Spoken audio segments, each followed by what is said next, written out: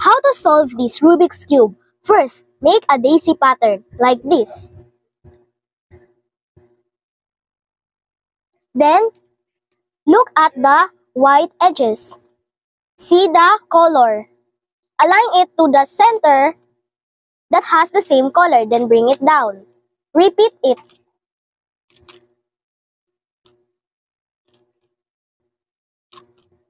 Now, you have a white cross. This is the first step. Now, I will teach you two algorithms. First algorithm, right algorithm. It goes like this.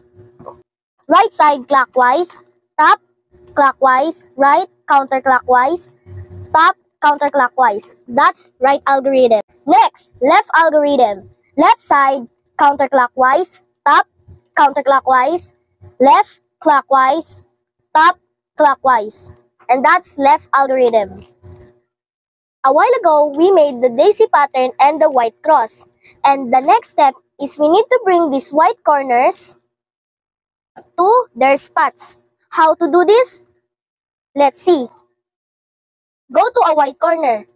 It has yellow and blue. Go to yellow and blue. If it is standing to the right, do a left algorithm. Blue and red. Left algorithm. If it is on the top, do 3 right algorithm.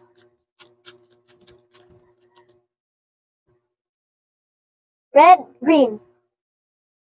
Left algorithm. This is the second step. We have solved the white face and the first layer. Now, the next step is bring these edges to their spots. How to do this? Go to the edge with no yellow. I pick this one. See the bottom. It needs to be aligned to the center. And look at the top. If the red is in the left side, then that edge must go to the right side and do a right algorithm. Like that. Do the same. If it's in the right, put it in the left and left algorithm. Like this.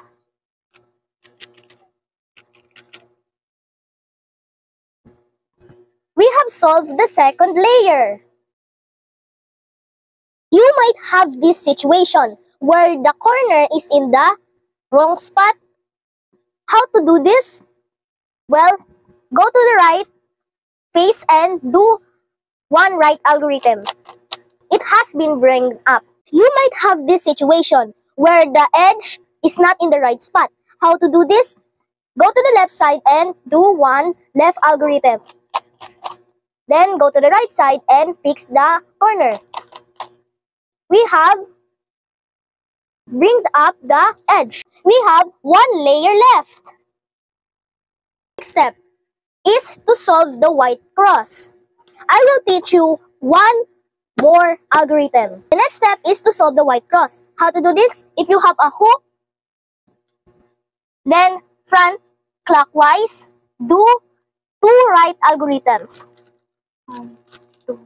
Then front counterclockwise. You have made the white cross. If you have a line, front side clockwise, do 1 right algorithm, then front counterclockwise. You have solved the cross. If you have a dot, front side clockwise, do 1 right algorithm, front counterclockwise. Now you have a hook. Now, front side clockwise, do 2 right algorithms, and front side counterclockwise. You have solved the yellow cross. I want to show you one more algorithm. It is called soon. How to do this? Right side clockwise, top clockwise, right counterclockwise, top clockwise, right clockwise, top 2 counterclockwise. You have done the soon. The next step is to put these edges into the right center, like this. You have encountered two right corners, but two not right corners.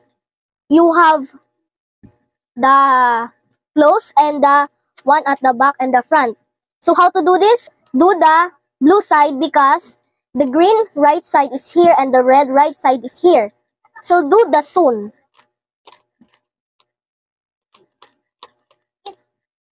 You have solved all the right edges.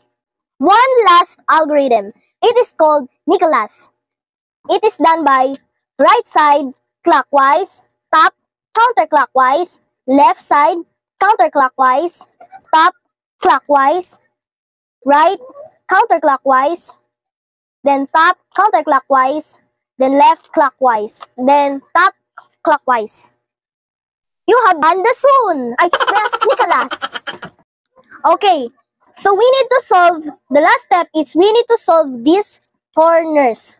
How to do it?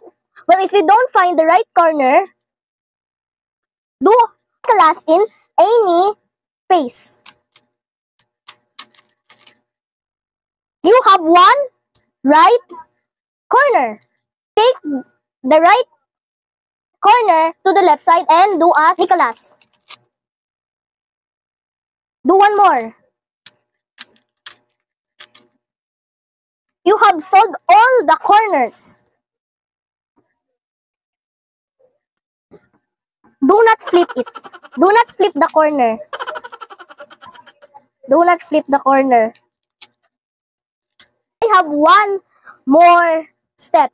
We need to put the white on the top and then do right algorithm until the corner is fixed. Like this. Fixed corner.